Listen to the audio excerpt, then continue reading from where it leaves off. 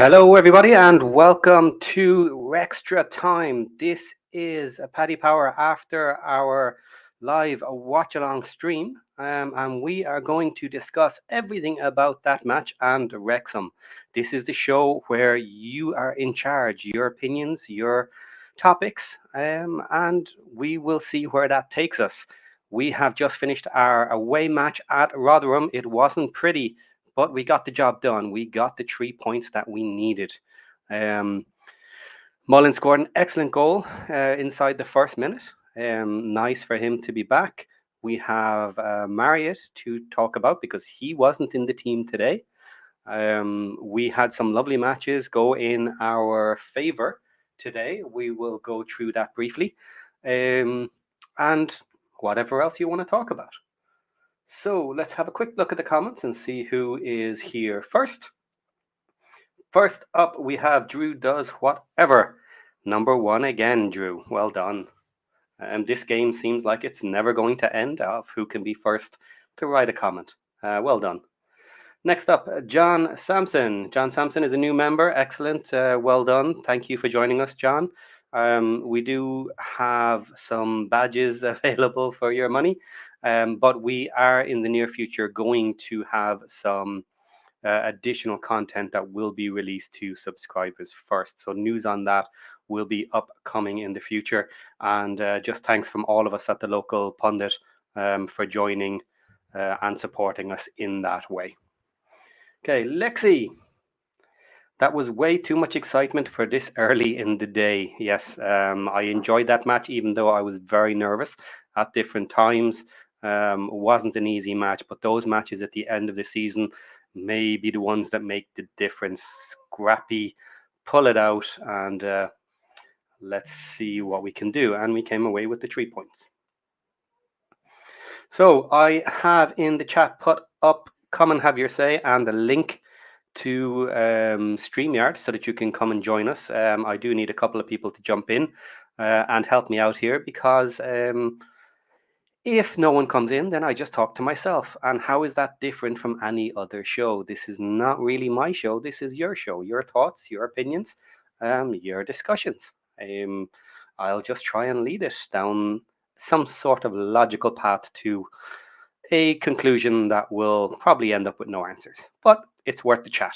Let's have fun talking about Wrexham today. So the StreamYard link is there. Come and join us, please.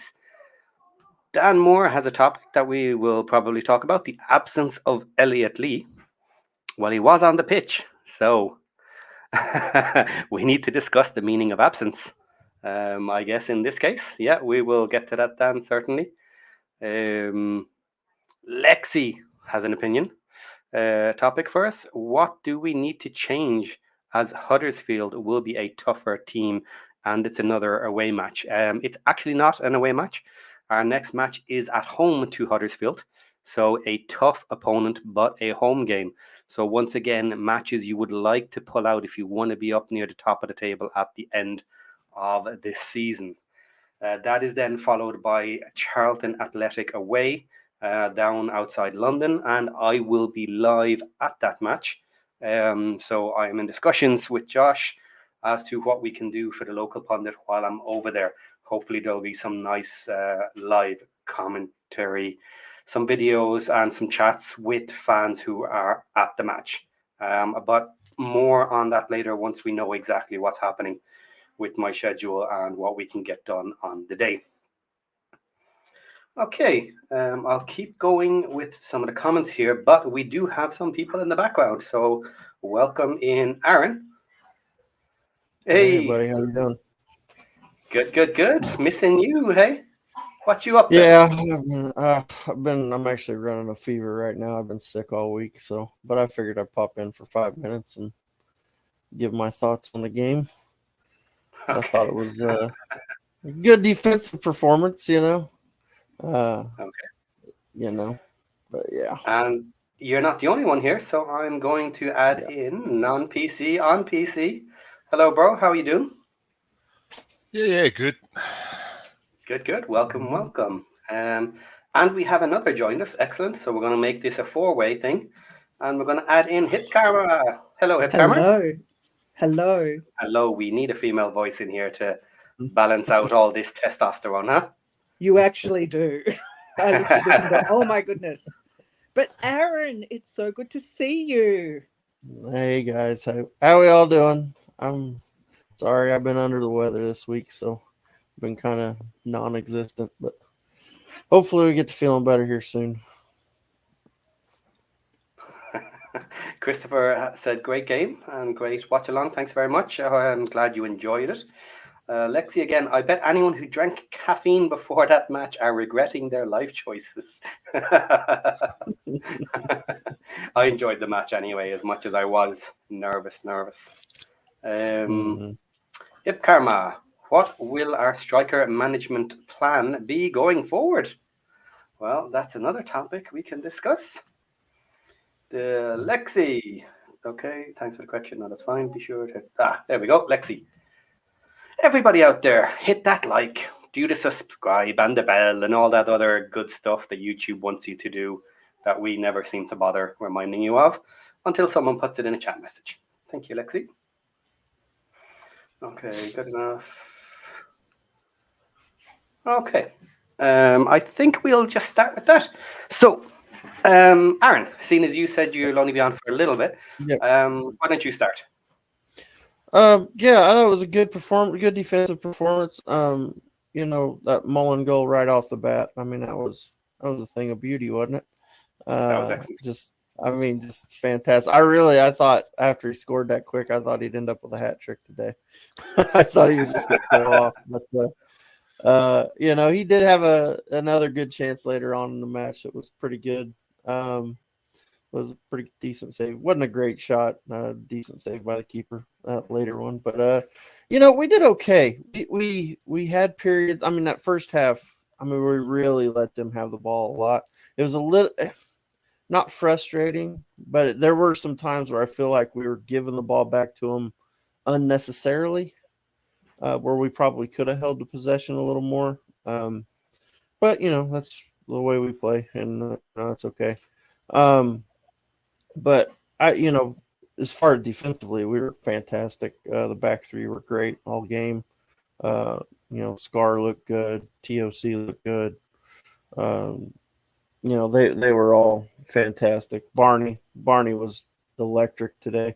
I mean, he's still getting up, getting crosses in. Not a ton coming in from the left side, though. It does worry me a little bit. We don't see, it doesn't seem like McLean creates as much as he used to. Getting crosses coming in, and so that worries me a little bit that it doesn't seem like there's a lot coming from that side. But I thought they were great. I thought Rathbone, when he came on, looked really good.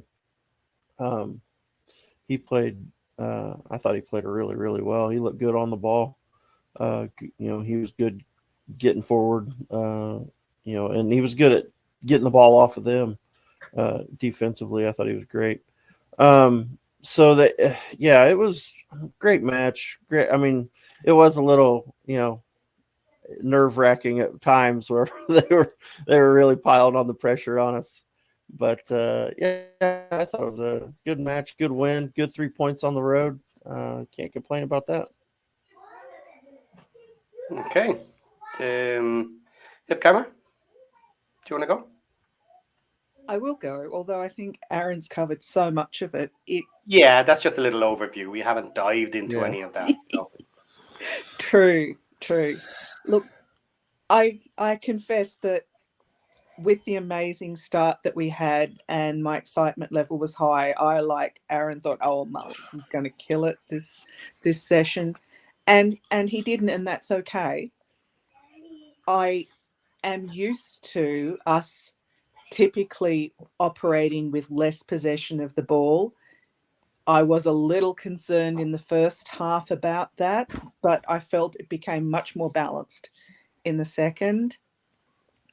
I could tell near the end, as so many could, that, this was clearly only Mull's second time doing a full game, and it was noticeable in the second half. And they're all of my negatives, really. Everything else I have to say is positive, because there were some great performances out there. Scar was awesome. Barney was particularly good again. And there were elements of really, really intense play there. I mean, I just looked at it and went, wow, they must have heard Sheldon talking about this woeful, poor play, and this, lack of energy. The thing that I will take out of this is it's an away win, which is wonderful, and there was just some really good energy across pieces of the match, and a lot more than we had seen, in the two aways previously. So for my money, we're showing some good signs. We have some concerns with our rotation, and that's something that I know we're going to discuss. And what was it? Someone said that it is on the official Wrexham site. Yeah, we'll get into that in a minute. Yeah. Yep. So we can discuss that later. But there is so much to be pleased about in this game. There really was. Okay. Marie's in the back, so I'm going to bring her in a second. PC, do you want to give a quick overview of the main points of the match, seeing as everyone is doing a nice little overview, then we'll dig in deep. Yeah, I picked up a few things that I was impressed with. Don't get me wrong, I watch game to game, and usually I might like what the team's doing or might not like it, but I try to focus on the things that I see that are different each week. And this week I noticed Barney's physicality has really gone up leaps and bounds. Like, he's physically pushing people off the ball, which is something you don't necessarily see from a guy who plays as that kind of wing back. To be brutally honest, he kind of plays almost like a winger. But yeah, he's pushing people off the ball in defense. And when he has got the ball, I also like the fact that he's bringing some more flair into his game. A little bit flashy, but Scar was playing out of his mind. He just, and the weirdest thing is, I don't even think the camera was really doing him justice today, because it was following the ball to the point, but like, he would literally be there for a deflection to get the ball out of there, and the camera couldn't even really keep up with it. Like, they'd shoot a goal and he'd just be in the right place and he'd shoot it out, or maybe he'd make a header for goal, and the camera would only get it for just a slight second. But his anticipation was just crazy. I also really like Rathbone today. His first touch and the way that he was able to set up supporting runs, that really, if anything, I would actually go so far to say is I actually preferred to see him rather than Cannon, because I was really liking what I was seeing. And Palmer, obviously, maybe it was getting the contract, but he obviously did pretty well today as well, and you could see that he was pretty hungry. So, yeah, I wasn't necessarily too enthused with the way things went in the second half of the first half. After we got that first game, we kind of just, took our foot off their throat and just let them do what they wanted to do for a bit. But overall, I'm seeing improvements across the board, and that's always a good thing. Yeah. Okay. Marie, do you want to have a few words before I move on to the first topic? I just thought it was a glorious day, and always remember to sing when you win, right? And Yeah. partway through that game, I think it was in the second half, I thought it's probably that team wants to be promoted.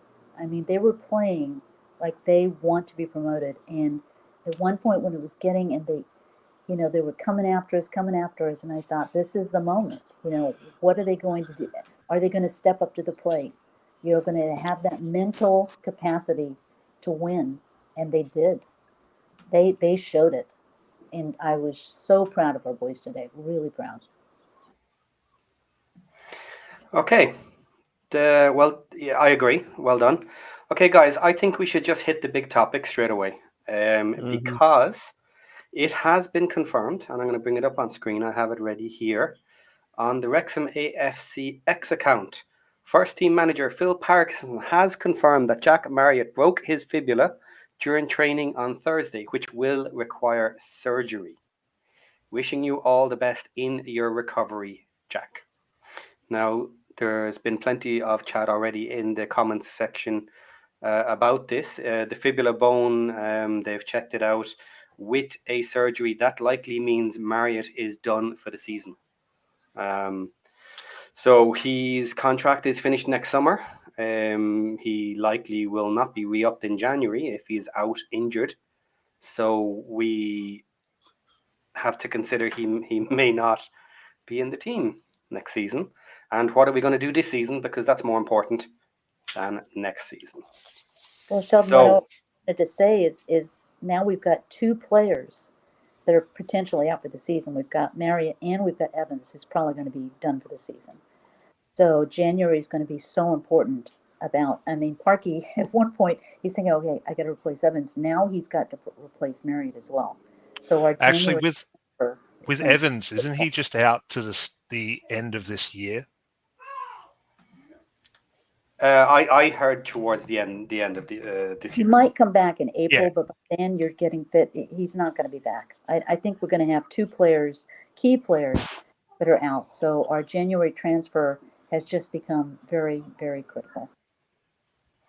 Yeah, well, we can obviously figure that one out a little bit closer to January. But the issue is, for now, we have a large amount of games to get us to January. So we do have 2 empty spots on our roster available. This now means potentially, are we going to go out into the market, try and bring someone in who is available that is also still fit? Because there has now been a summer season and the start of this season. And were they still playing? Because they're available. They haven't signed for anybody. This is going to be a tough call. But I think we need to do something. What do you think? So when go ahead, Marie. I was just going to say, when players are free agents and they're out there, are they still out there trying to play like Adams did for us for a while? Are they out playing for another team just on the practice squad to keep fit? Probably not. For the majority of cases, not at this stage of the season. They might have been playing for a while. They might have been trying to get some sort of contract with somebody, but at this stage, probably not. In most of these cases. So the likelihood is, if someone comes in, they're going to need at least 3 weeks to get some form of fitness up.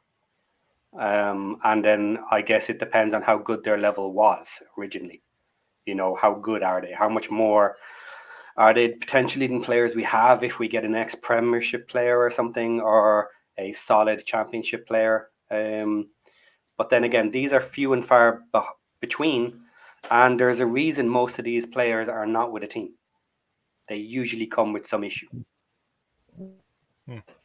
I actually don't think we need to get anybody. I think we have enough quality in the team. I think in a pinch, Elliot Lee can play up front. I think we've played Ollie Rathbone up front. So those are 2 options right there. Mo Fall, I think, can play that role if we need him to. I think they brought him in to be the big guy, but I think he can actually play that poacher off of the big guy too, because I think that's what he played before. I think before he came here, I think he was playing more of a role like that. So I think we have at least what we need. We can get to January and be okay. I don't think we need to do anything until January, unless if there's a good striker out there that they know of and they can get him and they think he's worth getting, then okay.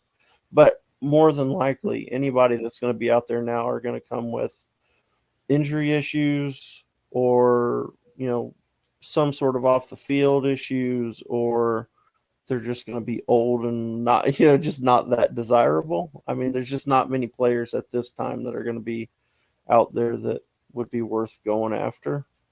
And in my opinion. But like I said, I think with the players we have, I mean, for one, Mullen's going to play most of the games. You know what I mean? So Yes. there may only be a couple games between now and January where we need another. Now I'm not even going to say it because last time I said it, somebody got, Don't. so I'm not going to say what I was getting ready to say. I'm going to stop myself right there. But yeah, I mean, Mullen's going to play most of those games. So, you know, and I fully expect Mullen to play Tuesday and next Saturday. But you know, if he needs a break, I think Elliot Lee is probably, you know, the obvious one. And Mo, I still think Mo Fowl can play that role. I know he's a bigger guy, but I think he can play that when role. we say, oh, they're too old, they're 32. They're younger than everybody on here who's talking. But wouldn't you want to bring someone on right now, and knowing that they have to come up to fitness, and they might be up to fitness by January, right? As a safety net. If Rob and Ryan have the money, which they do, just as a safety net, bring that person in. They might never make the team, but they're there, right? And then go after people. In Sorry, January. Marie, you're. I don't know how you're speaking into your mic. It just seems a little muffled. Does that sound better? Way better. That's a bit better. Yeah. Okay. I'll turn my tablet sideways. So did you hear everything I said? Yes, we still heard you. Thank you. Okay. Yeah, I don't mind that option, certainly, because let's say you're correct, Aaron, and we are okay at the moment.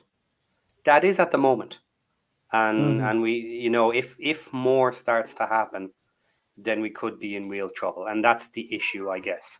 So, are we proactive now and bulk up the squad a little bit more, knowing that we have some longer term injuries? Or do we wait and hope? We could also we don't necessarily need it to always be a 5-3-2 anyway. If we switch to a 3-4-2-1, we'd be able to do the same thing, but with two cams instead of a target forward poacher up the front or whatever. We just have the target forward and the two cams. Elliot Lee's pretty good. Rathbone looks like he's really good up front. But we've also got Andy Cannon who can do a job there as well. So I don't mind the idea and the premise. I just think there's no way Park is doing it. It's too much movement for him, is my opinion on that one. Until absolute needs must. And until then, I think he's going to push with his standard strategy. Anyone disagree with that? Or I have a question that I don't know the answer to. So how long does it take, because we don't have an international player, like we don't have anyone from the U.S. right now coming in, or Brazil or whatever. How long does it take to get an international player with all the permits and everything you've got to do into a squad? I'm not sure. Is the answer there? I assume it wouldn't take too long, because most of these things are fairly kind of skipped along for professional sports and stuff like this. You usually have contacts and stuff to get them done pretty quickly. And this is something else that has been mentioned by other people in the past. Is the MLS is finishing up its season soon, isn't it? Yeah. So the idea is that if you could pull someone or one or two over from the MLS who are up to fitness because they're just finishing their season, it might not be a terrible idea to bring in backup or cover from the MLS, or even better if they can get it, in order to just bulk out that squad. But we do have, I think, a maximum of 2. Now we only have 2 spots anyway, so it's irrelevant, but you can only get 2 in under these sports visas. After that, things become very, very complicated. It would be an excellent PR choice if they did do that. It would. Frankly. Yes. Yeah. I have said in the past that, like, when they do bring in their first American player from the MLS, I would kind of expect them to use the PR of that to be a big player, or at least someone of note that could push the media. But this is a separate situation, of course, you know. To be fair, a big player in the MLS is a relative term, but then again, I'm a rank newbie. I'm not going to know who they are in the MLS unless you say the word Messi. So. Yeah, but to Americans, like, is kind of my point. Would it be known to Americans? You know, Philadelphia Union is calling Yeah. America. So someone like from there. It would be interesting. I would like to see it. I do want to say Mia Roberts had a great comment on the iFollow. When Barney did this great move, and she said something is like is he part of Brazilian? He did have some fancy footwork. This match, he really did. Okay. Still trips me out that we got him from Solihull Moors. Yeah, yeah. Yes. Dude, Bargain. talk about a bargain. Going straight to the pool room. That's right. Mhm. So Okay. much so. Ruth has a comment here. Mullins' endurance still needs to improve. We have games every 2 to 3 days for a bit. It wouldn't surprise me if there is someone available up to fitness. We will probably bring them in. Yeah. Well, Go on. one But does who? wonder about academy players and such. The younger ones we've got sitting in the wings. We don't see them play very much. I mean, what is there that comes immediately to mind as far as our younger talent? I don't think they're good enough. I don't No. think they're ready. We can see No. we've seen them in cup games. They're not at the standard yet. You So know, I and don't. that second goal that Mull took that could have scored, he was absolutely gassed at that point. Mhm. Yes. Yeah. He'd been a little bit more. He probably would have got that goal. For him to be so exhausted and to still be able to do that absolutely amazed me. That he took that shot absolutely amazed me.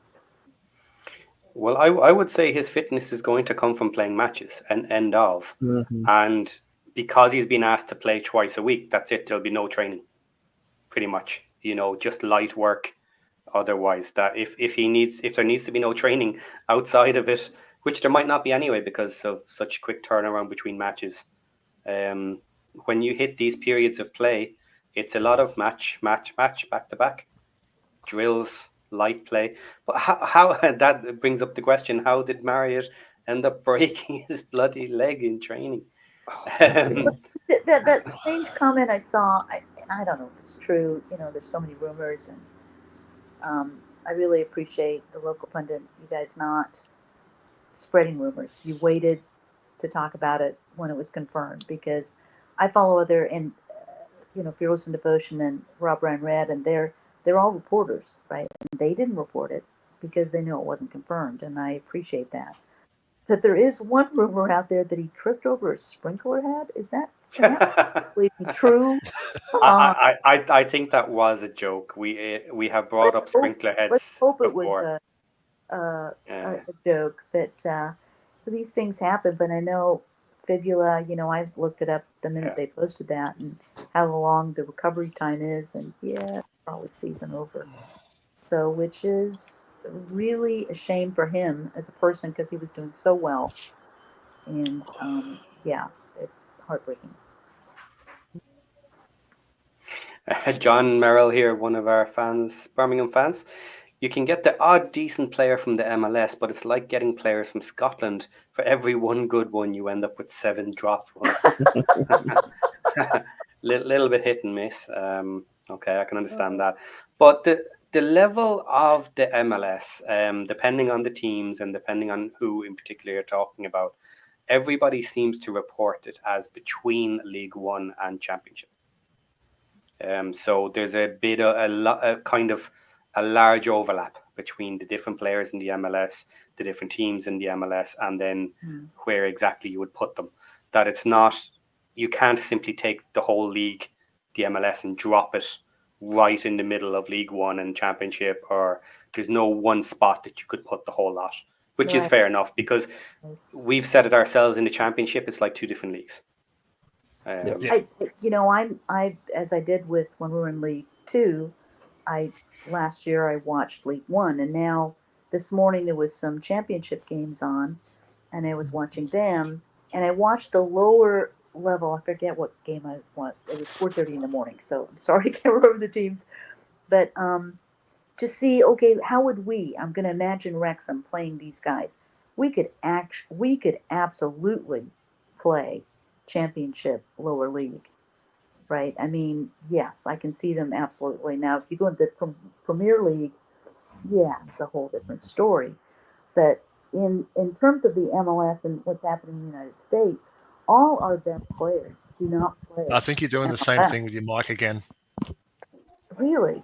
Well, then Yeah. I'm not doing. It's the same thing. I haven't Yeah. moved.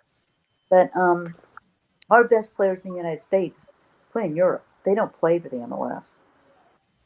Yeah. So it's very much. It was I would say MLS is League One if I had to guess. Okay. Yeah. Josh has some information here. So this is reportedly how the injury happened. He had a shot on goal with no one near him. Interesting, they want to say that. Nobody was near him in training on Thursday, and his foot just went underneath him. He's broken his fibula, and it's facing an operation on Monday. And he's Ouch. facing an operation on Monday. Okay. Yeah. So bad landing, basically. Yeah, that's sad. I think I posted that, when they had that shot of Parkey on the sideline, they didn't have a lot of him because they were focusing on the other side. But he did look like he had aged in a week because it's been a rough couple of weeks for him with injury and stuff. So, yeah. Okay. All right, guys. Well, I'm gonna hop off here. I'm still not Okay. feeling well, so but Feel wanted better. to hop in and say hi to everybody. But, Thanks, Aaron. Thanks, man. Latest, man. Thanks. All right. We'll What's see you that? guys. And I also shall vanish. It is 3:47 a.m. where I am, so I am going to get some sleep. Okay. Thanks for jumping in. Thanks everyone. All Bye. right. Latest. Okay, John Merrill here. We had Riley McGree and Austin Trusty in recent seasons from the MLS, and they were excellent. So again, just some options there of players that have come in from the MLS and did well. So it does happen.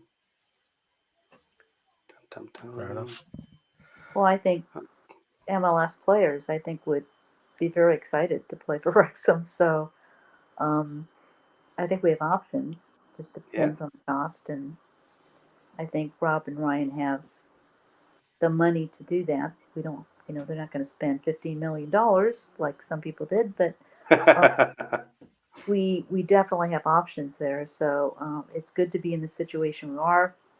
From minute there where we're top of the league, we're right at the top of the league in second. So I think we're in a pretty good place. We just don't need anyone else to get hurt. Yeah. I think Cannon, the first half when I was watching him, I think he's afraid of getting hurt again. I mean, I think there's something niggling in him, the hammy or whatever was wrong with him. And when Rathbone came in, man, he was just a house on fire. Yep. He looked fantastic. So that we're strong there. I think we're really strong there. Worried about Dobson. What do we do if Dobson gets another yellow card? Okay, let's hold that for just 2 seconds. I just want to quickly finish the MLS stuff, and then we'll move on. But firstly, Steve Barton has thrown in 5 local pundit memberships. So if you have been auto granted a membership, please thanks Steve Barton. And again, Steve, it's amazing what you're doing for the channel. You're really supporting on a huge level there. So thank you very much from all of us here at the local pundit. So last 2 comments here on the MLS, and then we'll move on. Drew does whatever. MLS is a lower watched league. They have a lot of restrictions on financial structures, which is true, and then follows up with the cap is 500,000 per player, with 2 to 3 available DPs who you can give an unlimited amount of money to. So massive stars, basically.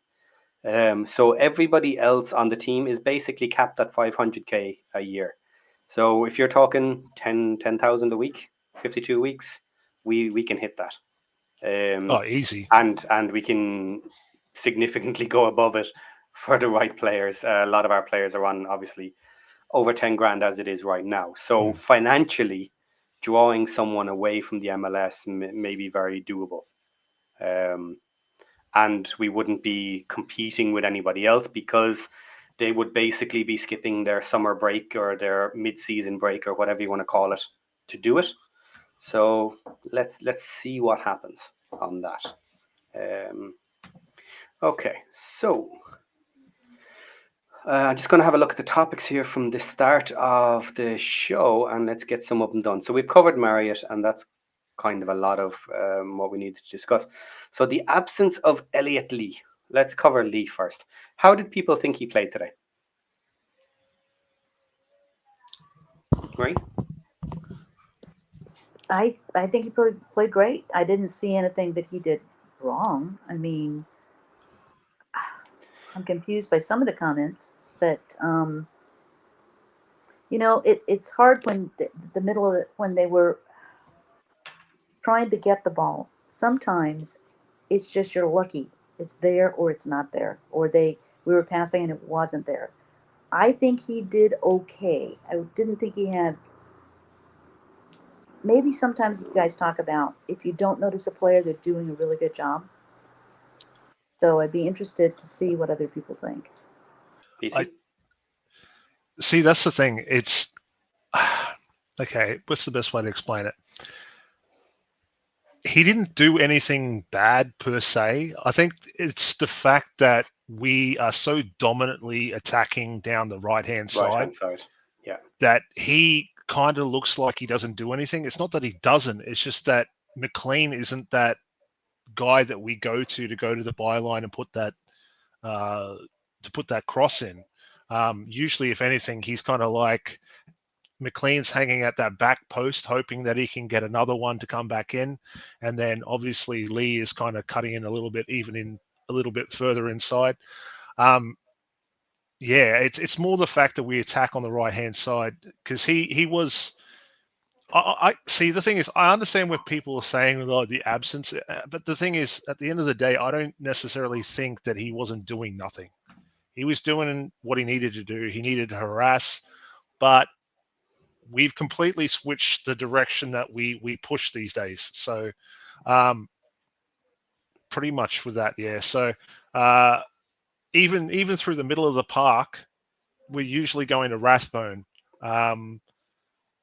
So yeah, it's mostly that's my take on it as well. Lee is missing service on the left-hand side to get the ball to him.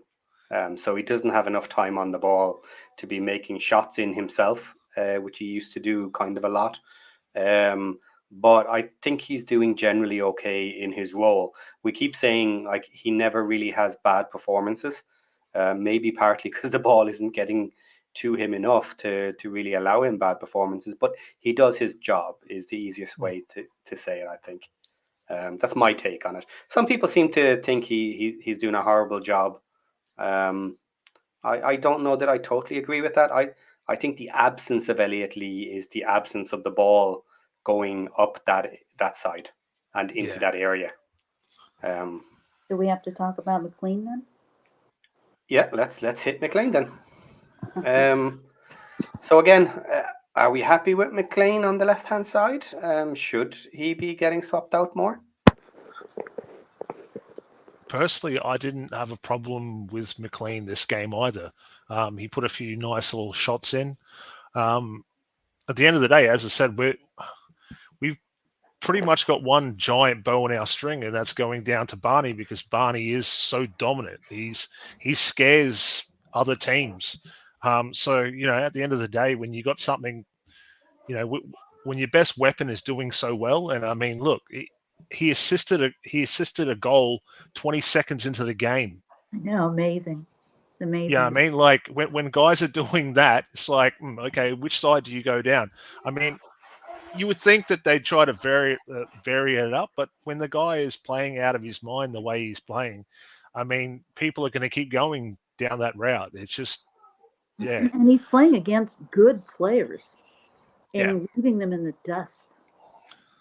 Embarrassing in some cases, not so much today, but the last game, he just embarrassed the other player. Well, that's it. And as I said, like last year, it was the other way around. You know, you had Luke Bolton kind of playing that more defensive guy on the right-hand side, and you had McLean playing that more aggressive attacking guy on the left-hand side. But now that Barney's come into his own, we've switched sides, and that's fine. It just means that Lee isn't getting as much of the ball. It's just not gravitating towards him as much. So maybe there's an argument that they swap sides with Lee and Cannon. Maybe. I mean, we don't necessarily need that box to box to be on the right hand side.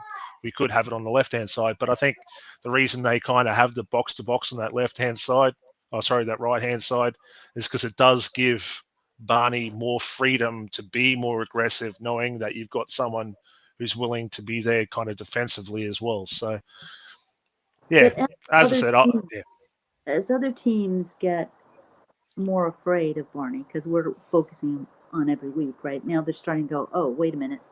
And I'm sure they've been going, oh, wait a minute, but now they're going, oh, really, wait a minute.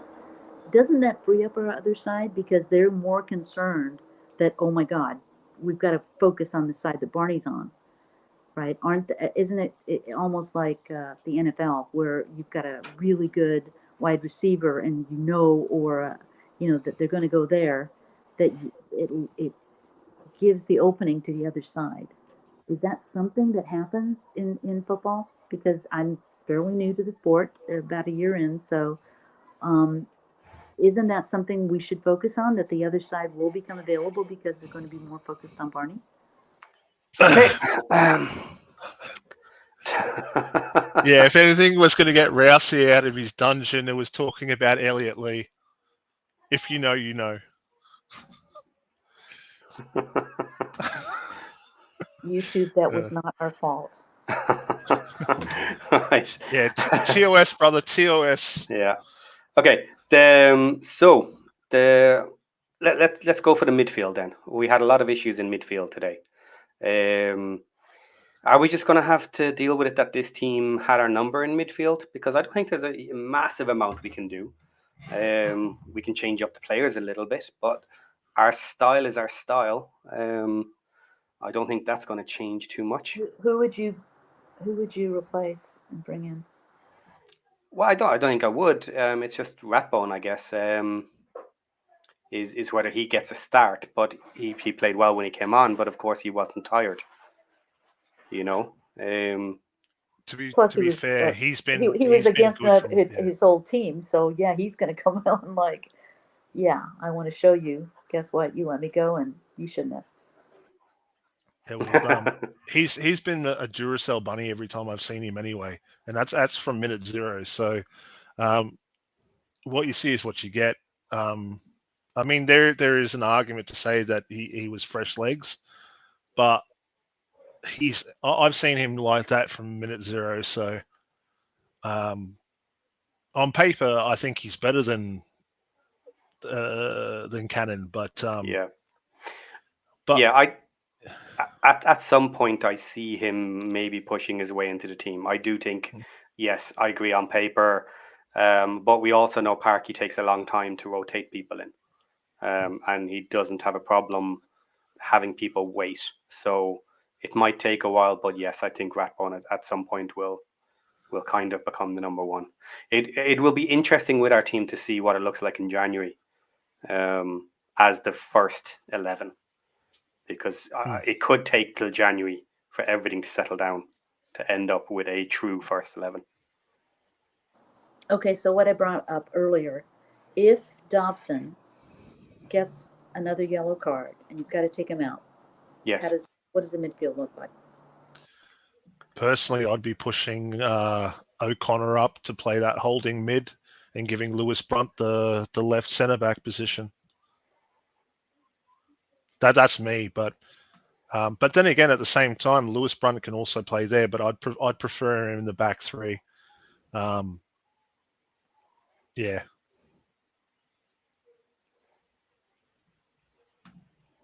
Okay. Root H, I think teams are figuring out how to play us. Yeah, that's fair. And then Lexi says, "What is our style? Don't possess much." And well, let's answer that question. What is our style? Our style is to be comfortable in defence this season. To sit back and counter when we get the opportunity, and to go straight for the jugular.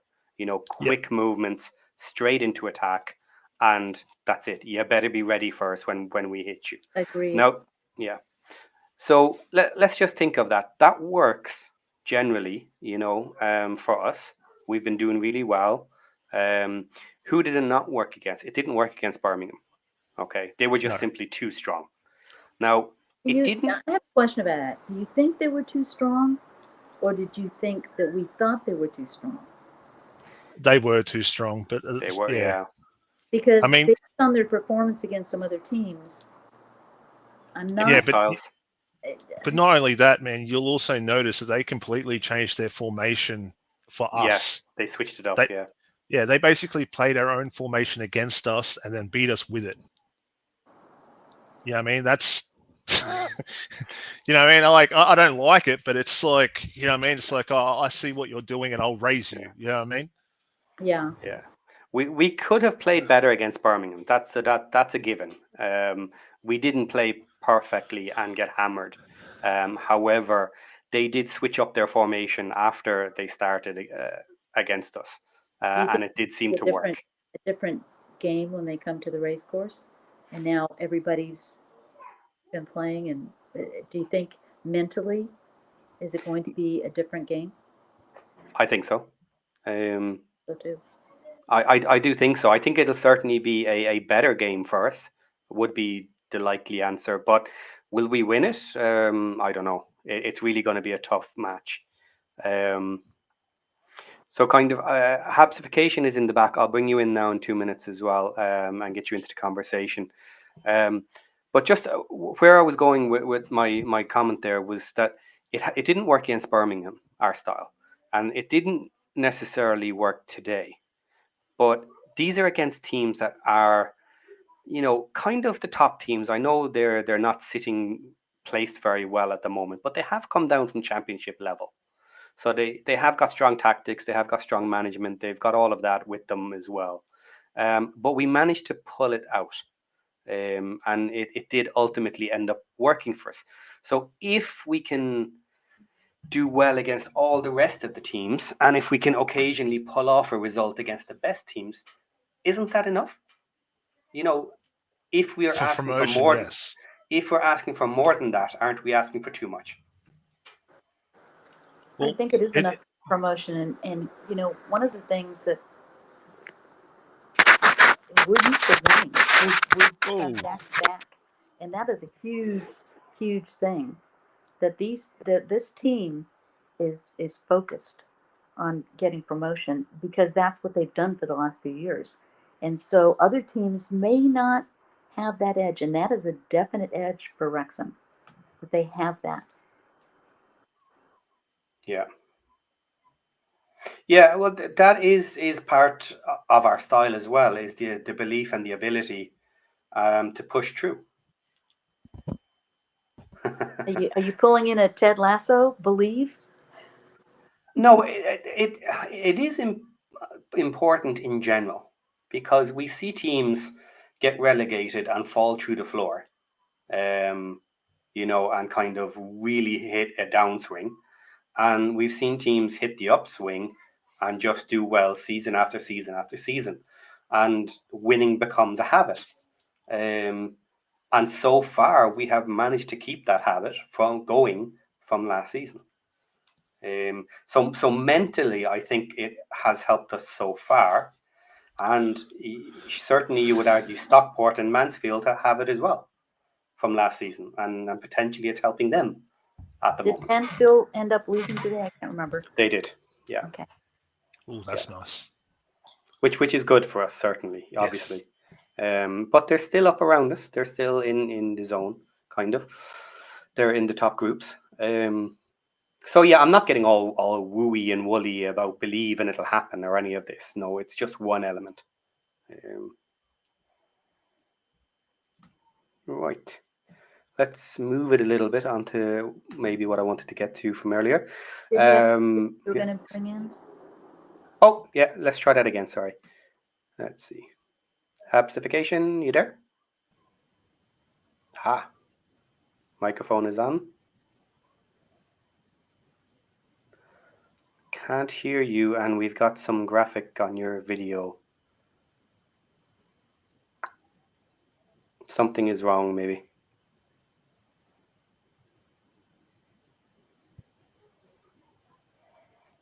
Sorry, it's not working. Well, I'll leave you here for a minute to see if you can sort it. Maybe go into the settings and change your microphone access in the StreamYard. Sometimes it automatically goes to the wrong microphone. So try that, and I'll leave you here for a few minutes to see if you can get sorted. Okay, so one of the other topics I wanted to move on to was our strikers and our attacking moving forward. So who did that earlier? Here we go. So Hipkammer, what will our striker management plan be going forward? Well, obviously Mullen is the plan, and he's going to have to pretty much play every match.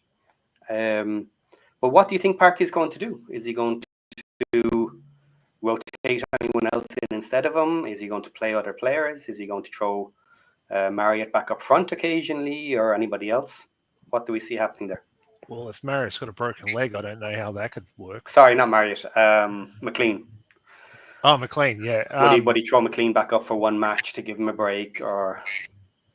Yeah, I could see McLean playing as a pressing forward during cups at least, and giving Revan the left wing, wing back position. As I said, we can always change to there's other formations that we can play. But yeah, and unless we're going to bring someone in, yeah. Okay, so we're going to assume we're bringing nobody in at the moment because we don't have that information. So there's no point going down that rabbit hole. Sorry, go on. I was just going to say, Palmer had an amazing game. I thought he really, I mean, he played people well. were saying, oh, he signed his contract, maybe he'll back. He had an amazing game. I was surprised when Fletcher came on. I didn't see more. I didn't, because usually Fletcher's on and he's doing things. Did anyone think Fletcher was a little flat today? I think he's been flat for a few matches, to be brutally honest. Yeah. I haven't seen much this season from anything he's done. Well, not a lot of minutes, but a few flicks here and there, some nice touches. Fletcher is Fletcher. But early in the season, he was pretty impactful when he came on. He was playing that super sub. But as I said, the last 4 or 5 weeks, I haven't seen much in the way. But at the end of the day, I mean, if you're an impact sub, you're not really given that many minutes to really do stuff. But usually he was consistent where every 2 or 3 games he'd get a goal or he'd make a really good assist or something.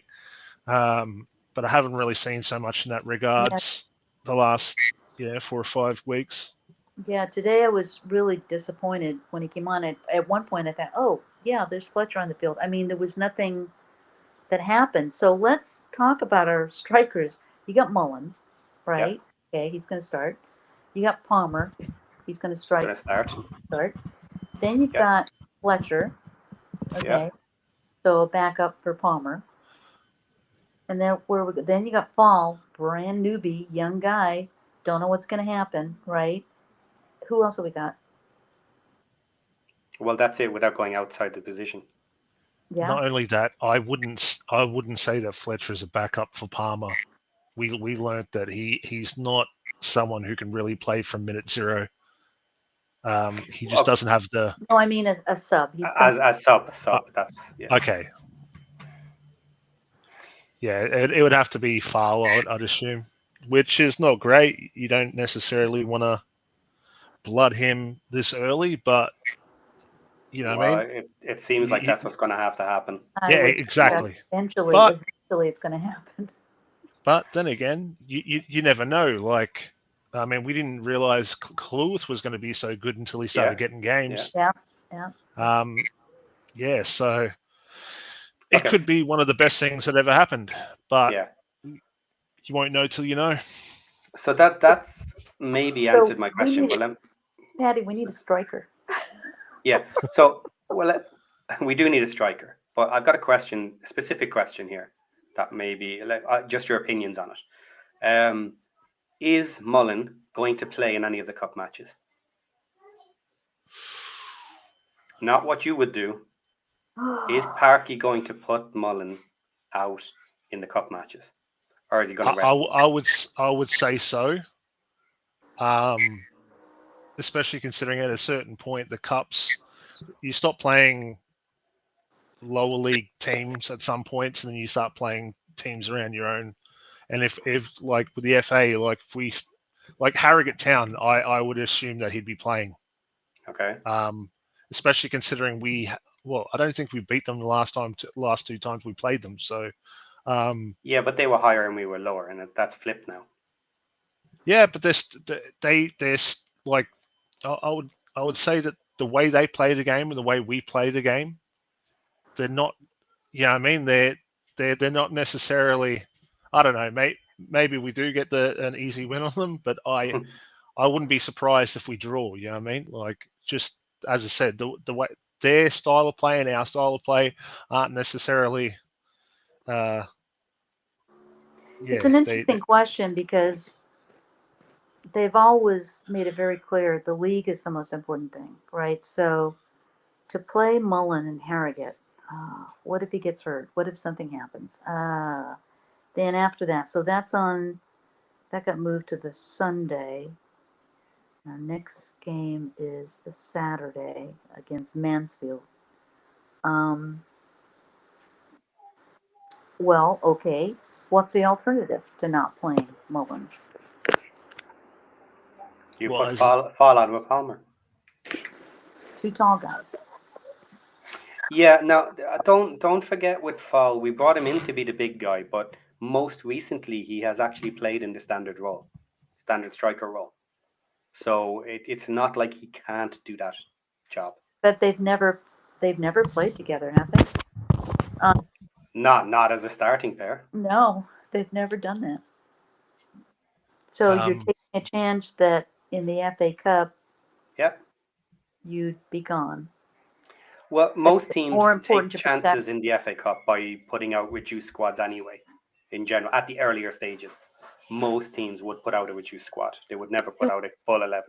And I don't follow the under-21. So do we have a young striker? No. We don't. Well, I mean, in the academy, yeah, of course. In the under 18s, we've got guys like Rainbird and stuff like that, but they're not ready for the they're going to be beat EFL up. One. They're going to be beat up. But yeah, look, I think he's going to do it. I think he's going to put Mullen out there. He's going to drive Mullen into the ground. Mullen is probably going to want to do it as well. And we just have to hope it works, is kind of my opinion. I don't think he should. I think we should put the FA Cup at risk and have him on the bench maybe for the FA Cups. Well, and give him the midweek break. Well, you said before, not what I do, but what you think is going to happen. But I think he will. What I would do, play him. I would actually play McLean as that pressing forward like he did in the preseason. And get, for the cups at least, and have Mullen playing not necessarily, it depends on how many, like you don't want him playing 3 games every 14 days, but or 4 games every 14 days, that then you are going to injure the guy. But yeah, bringing in McLean, as I said, playing him as that pressing forward, he played really good in that. Actually, what game was that we actually played him up there? Was it one of the Premier League teams? So what you're saying is play our backup League One, our League One plan backup plan. Play it in the cup game to see if it works. Put McLean in as a pressing forward. Instead of doing it in a league game where we're backed into a corner and we have to do it, try it in the cup game and see how it goes. Yeah. Well, the thing is, I already know that it would, like, how well it would be. It's just who's the finisher that we're putting with him? Are we putting Fowle with him? Or are we putting someone else up there with him to be that finisher? Because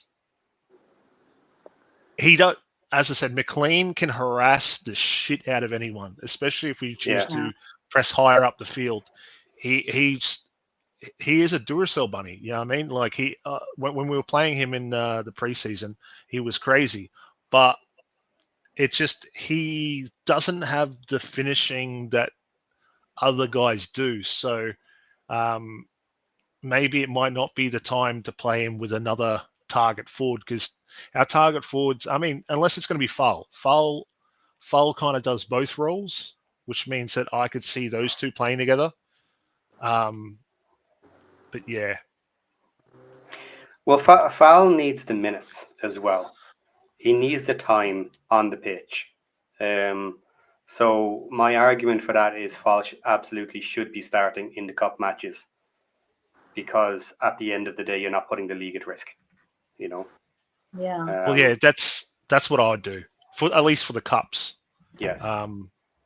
What's interesting though, I was listening to something else about strikers, right?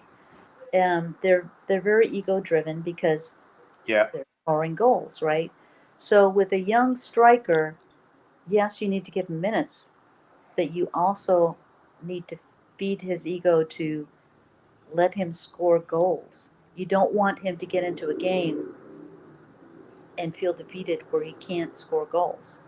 It's a kind of a cutting edge sword, right? So yeah, well, we're talking about the first round for us of the FA Cup, and we have a beatable team.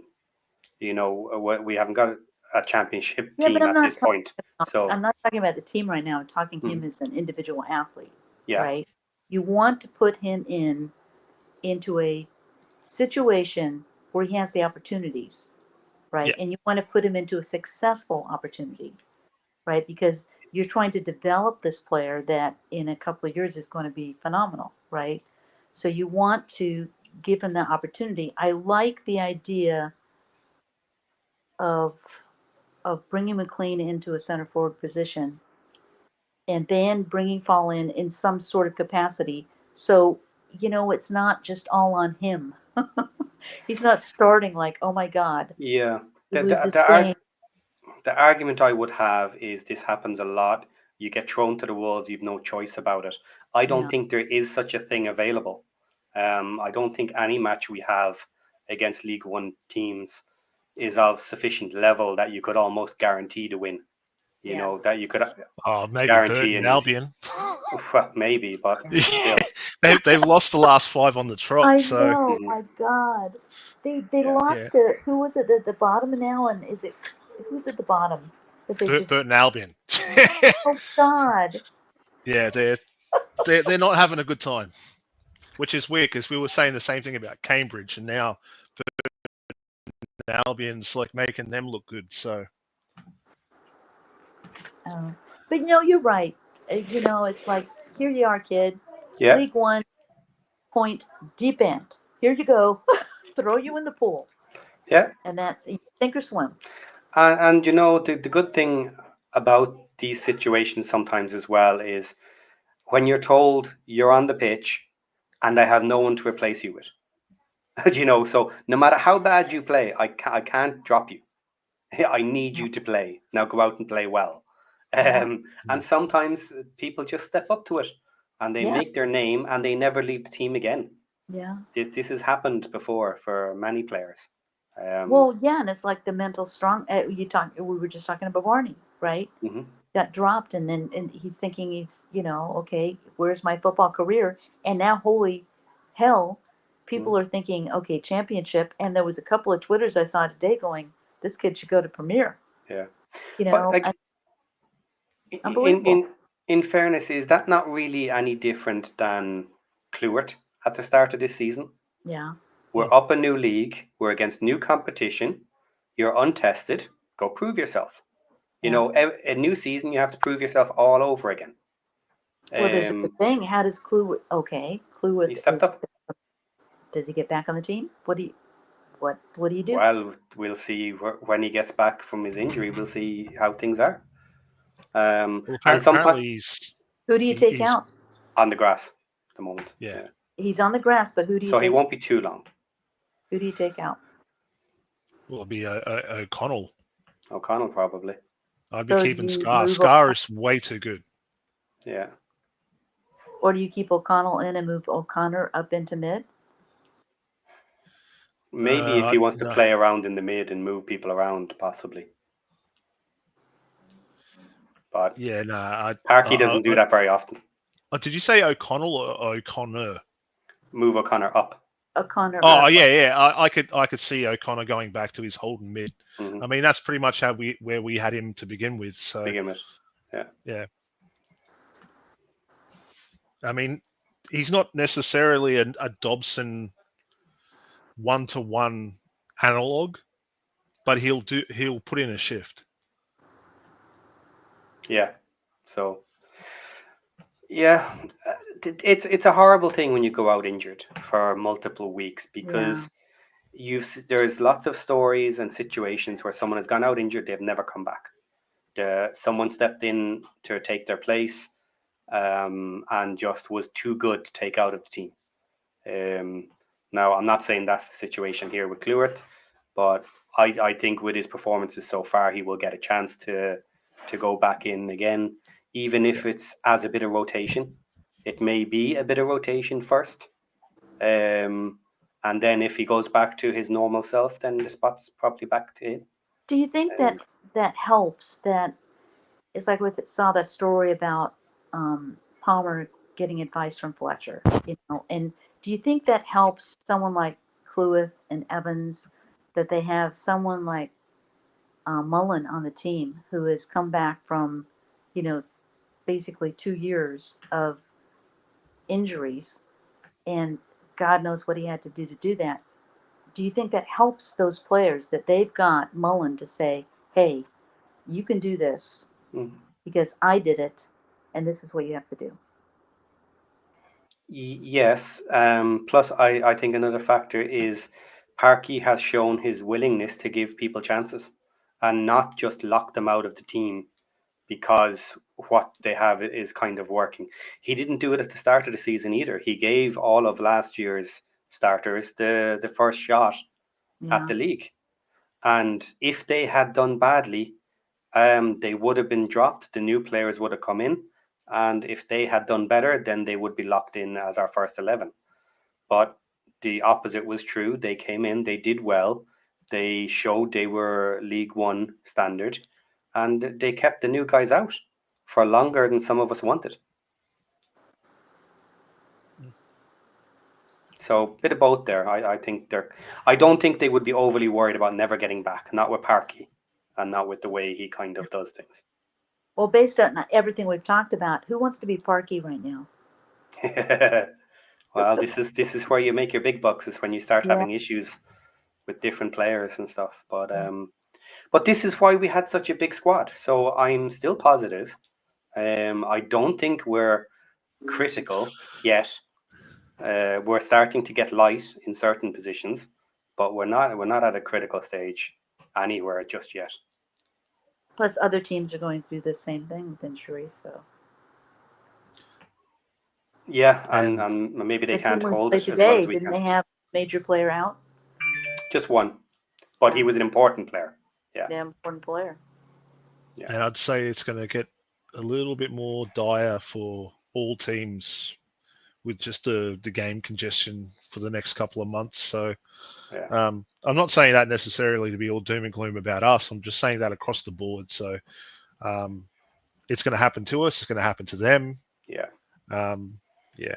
And this is why we were comfortable at the start saying, look, we almost have 2 sets of 11. And that is going to stand to us. This is what's going to get us through this injury crisis, let's say, if you want to call it that, without dropping massively down the league. Because other teams, if they hit this and lose a couple of players, they could be destroyed for 4, 5, 6 weeks, and their match results just plummet to the floor, and potentially they can never recover from it. So that's what can happen. But we have. Well, our major injuries, though, are season injuring. I mean, we've got Kluith coming back, but Evans and Marriott, it looks like, if I were to guess, they're season ending. And I don't know if other teams have season ending injuries. They do happen. They do happen. But right now we have someone to replace them, and we can survive till January. And deal with it in January if we need to. If they're not coming back, you can guarantee they'll be replaced in January. And to be honest, there's a few people that have been like, I'm probably cheering because otherwise they wouldn't have been getting as much minutes. So I know Mullen. Yeah, I mean, he must have been chomping at the bit to get more starts. But Chomping at the bit. How many seconds did it take him to score that goal? I think it was like 20 something. Oh, yeah, that okay. was crazy. The stats thing. I need you to find out what is the fastest scoring goal for Wrexham, because that was for Wrexham. 18 seconds. He scored that goal. I think it was 20 something. He might have got the fastest scoring goal ever for Wrexham. I don't know. You're gonna have to look it up. Actually, that's probably a good little shout there. Actually. Yeah. Let's see here. We've had some fast goals, but 20 something seconds is that's see, they're reporting it as 1 minute. No, it was less than 1 minute. It was. I counted it as the clock showing 15 when it actually went in, but I don't know if that's what's actually. And Barney correct. was amazing. Everybody was. It was just like beautiful. But you could tell at the end of that was a little engine that said, "Paul Mullen, I can," and he was gonna score that goal. Come higher. It was absolutely amazing. But that might be so. You got some research to do, Sheldon. What's the fastest goal ever scored by Wrexham? Okay. That might have been it. Mary is saying here the fastest goal scored against us was 4 seconds. Christ. Against us. But no, that's fine. Yeah, that would have had to come from halfway. That would have been kickoff. Love the keeper. Yeah, love the keeper. Yeah. But I'll tell you what, it's so good that Marriott got that first goal, like against an EFL team. Because I mean, the ones in the cup, you could tell. Like after he got that first one, I can't remember what team. The one where he put the mask on. You could tell that was good because he got, but then he did that little chip and lob over the keeper. But you could tell he didn't celebrate as much because it's not the same thing as a league goal. But now that he's got that first league goal, it's going to be so much better. He's going to stop playing so erratic. I can see him doing a lot better. I just hope he doesn't re-injure himself. Touch wood. Don't be Aaron for the day.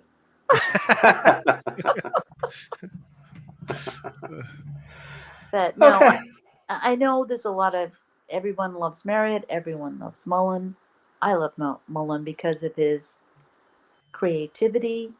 I think in the last, whatever game it was on, the cup game, that just down, lob it over the keeper.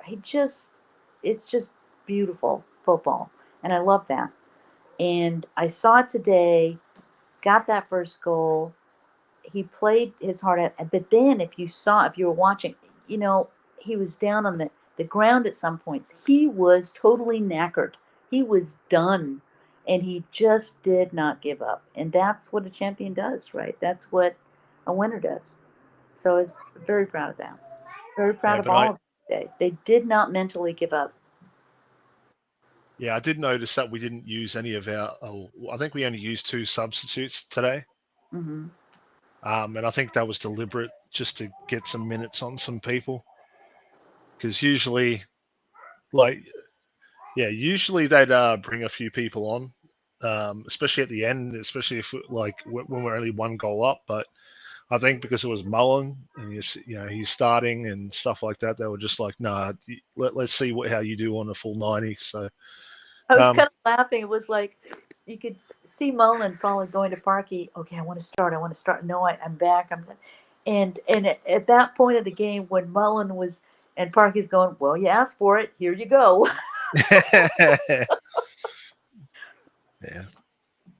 So gosh, it's going to be an interesting Tuesday lineup. Yeah. If he's going to put Mullen in to start, and then who do you bring in after that? Is he going to play him the whole game? It's going to be interesting. But, Yeah, onwards and upwards, off to a home match next, albeit a very strong team, yeah. top of the table. But these are the important ones too. So let's see what. Because Huddersfield, they were in the championship last year, right? I mean, look. Yeah, Yeah, they were 23rd Yeah. in the championship last year. Yeah. So this is a championship league team that has come down to face little old Wrexham. Well, let's finish on a post here from Diligent, who is a supporter of Rotherham. Our keeper saved us from it being at least 2-0. Wrexham going into the game. I thought it screamed a 1-1, but you lot were a lot better than the team was probably expecting. So different eyes on a different match. We're critical of our team, of course, but he's also critical of their team. That they allowed us a lot of attacking opportunities for, again, such little possession stats as standard. So he wasn't happy with his team either. Well, there was definitely some stuff, like some positives for their team to pick up. I mean, I don't know if you remember, but I put up in the things that in the first half, Odofen was best on field in my opinion. Yeah, he's a very good player. Dude, the thing is, he's a midfielder, but he was getting up there. You'd swear he was a striker, that he was always in the box. Yeah. He just had the ability to get free and get in there. And every time he did, if it wasn't for Scar just being there and anticipating everything people were doing, I think he would have scored too. And the keeper, actually, that's another one as well. One of the crosses where Scar heads the ball down and the keeper saves it. And I was just like, yeah, hats off to him, man. Like, yeah. So, actually, who did actually get the man of the match today? I would ask that earlier in the chat. Who did get man of the match? I don't know. Did anybody see it, guys? In the chat, if you can, quick as you can. I didn't see or hear who man of the match was.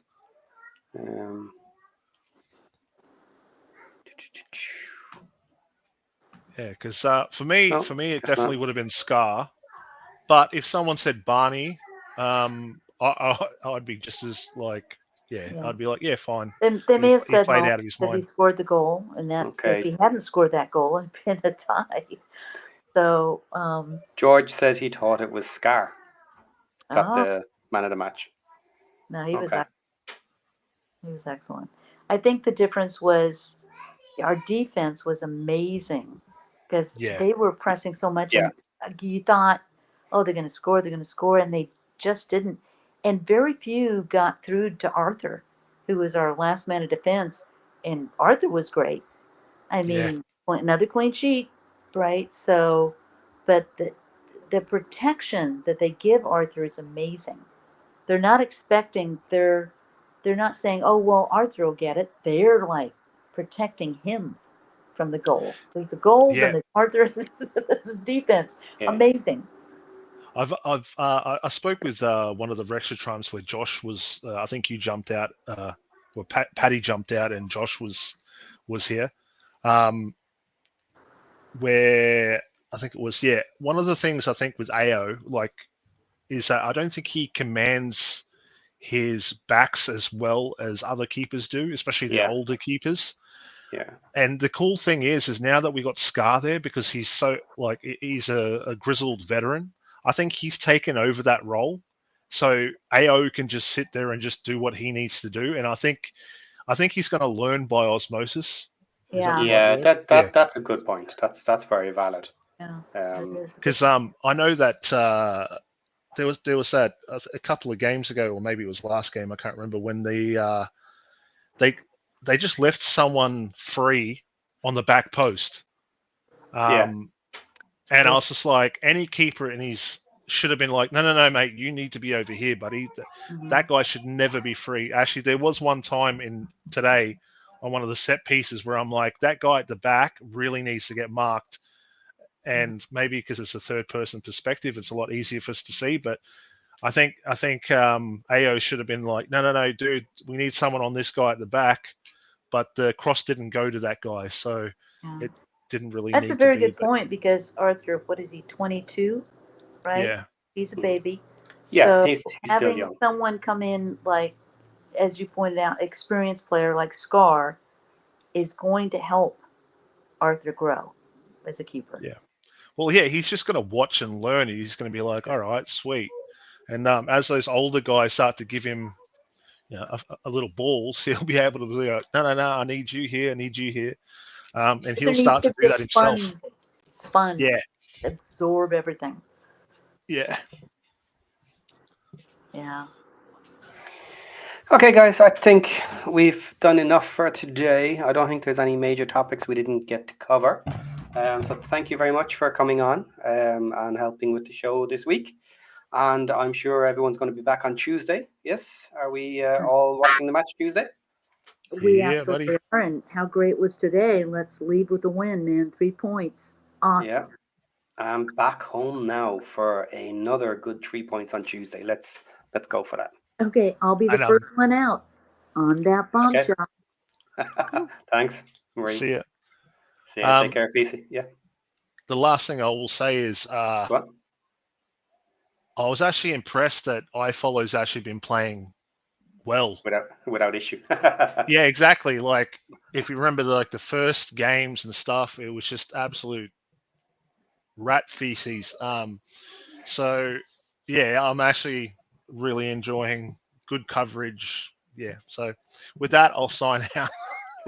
On that bombshell, iFollow actually did what it was supposed to do and showed the match. Right. All right, ladies and gentlemen, I'll see you in the next game. All right, bye. Gotcha. Bye. Okay, ladies and gents, that is it for the WREXtra show this week. We will be back on Tuesday. Don't miss our home match. It's going to be a big one. And if we pull out those 3 points, we are going to be in an excellent spot. So on that bombshell, guys, we are out. We are done. Take care. I will see you Tuesday.